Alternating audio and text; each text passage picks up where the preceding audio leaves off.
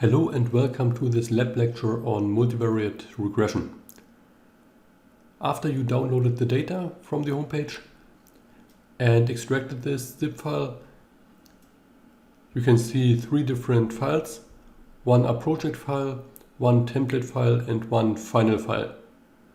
The template file is the one that we will work on. But at first click on the R projects file to start RStudio. And in here on the right side under files, click on the template file because this is the one that we will fill out right now. Okay, so our task is now to create a model to predict the quality of wines. So there are different wine variants of Portuguese Vinho Verde, and these are analyzed with regards to their chemical properties. You can see here the independent variables. There are 11 different independent variables, and these will be taken to create a model to predict the quality of the wine. And the quality of the wine is having a score between 0 and 10. This time we will need quite some packages, so just install them if you didn't do this before, and then run the code. And if everything is working out, it should look like this. No error or warning. Everything's working out. And the data is coming from some URL. This code is basically doing the following.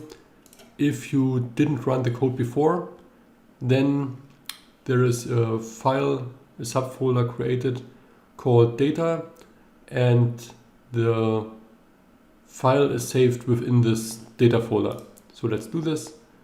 You can see now the data is downloaded.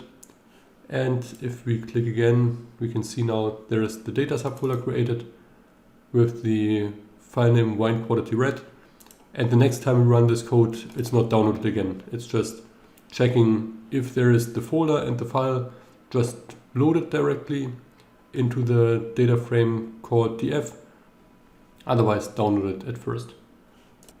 Alright, so at first we check the summary of the data just to see what we are dealing with. So you can see all the different variables are numeric. So, and what's also interesting and important is that there is no missing data that we need to treat. So there is no NA in this data. Everything is perfect and no further data preprocessing is required. Now we want to visualize the correlations, and there is a way to plot all multivariate correlations, although this one is not looking very nice, but I can show you this. So for this we can use the function pairs, pass the data frame, and we will only use the columns 8 to 12. So with this you can see the correlation as scatter plots between all the different variables. For first glance that might be okay, but there are actually better ways to visualize, or just other ways to visualize the data. So you could also do this with ggplot, and you have to transform your data at first from white data to tidy data, and then plot these values. And if you do so, we can create a plot like this. So we have all the different tiles for each variable. All variables are scaled, so they have a mean value of 0 and a standard deviation of 1. This is necessary to have them all plottable on the same scale. So don't take the values too important right now. It's more that you can see where we have some correlations and where not. So if, for example, there is a horizontal line, this means that there is no correlation between quality and the corresponding variable. But you can see for some there is a significant slope, positive or negative, so you can expect that these have some linear relationship between both variables. But actually the usual way to show the correlations is with the help of a correlation matrix. And this is extremely helpful if you assume that there is a linear relationship between the data. And we again do this with ggplot. And you can see there are quite some steps to be taken before. So at first we calculate the correlation matrix, transform it to a data frame, and extract another column name, and again change this from a wide format to the tidy format in line 108, and then we can start plotting. I'll just show you this for reference, because actually there is a nicer way of doing it. And this is what we're doing right now. So again, we at first create the correlation matrix, and for this we use the function core. And if I just highlight core underline df, the new created object, then I can see the correlation matrix right here. But actually we wanted to plot this. So for this we can use the function called core plot mixed and pass the correlation data frame or the correlation matrix that we just created. Alright, and this is what we were looking for.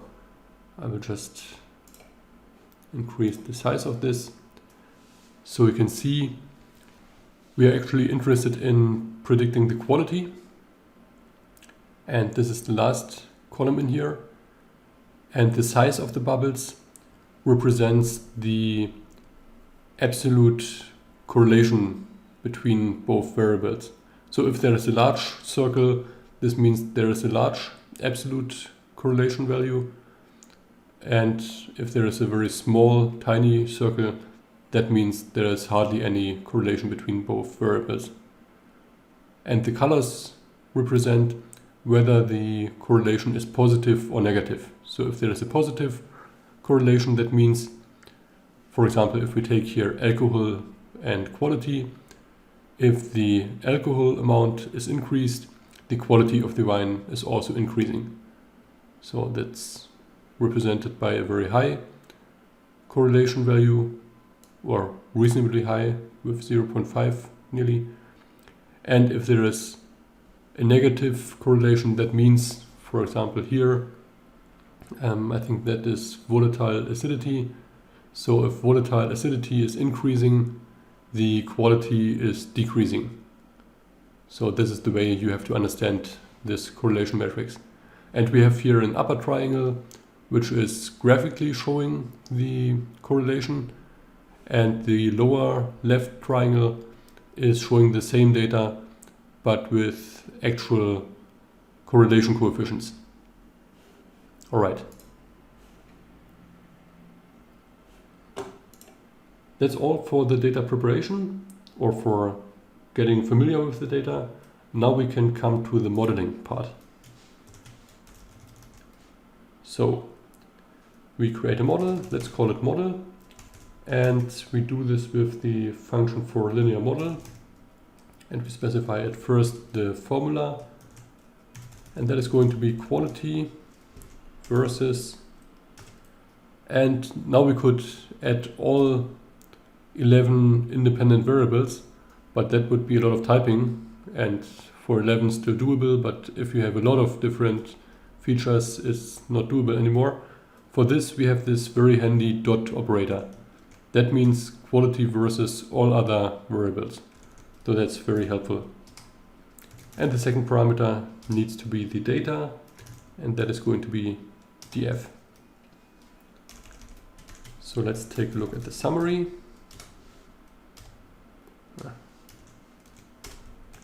Summary of the model. And we can see which variables are statistically relevant. So we can see the significance codes, and the number of asterisks is representing how significant a variable is. And you can also see the adjusted R² of the final model.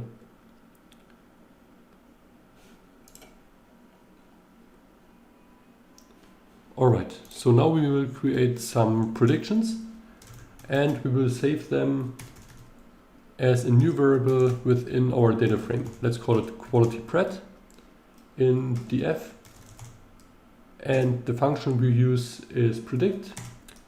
This is expecting an object that is going to be the model we have just created and some new data, and that is going to be df.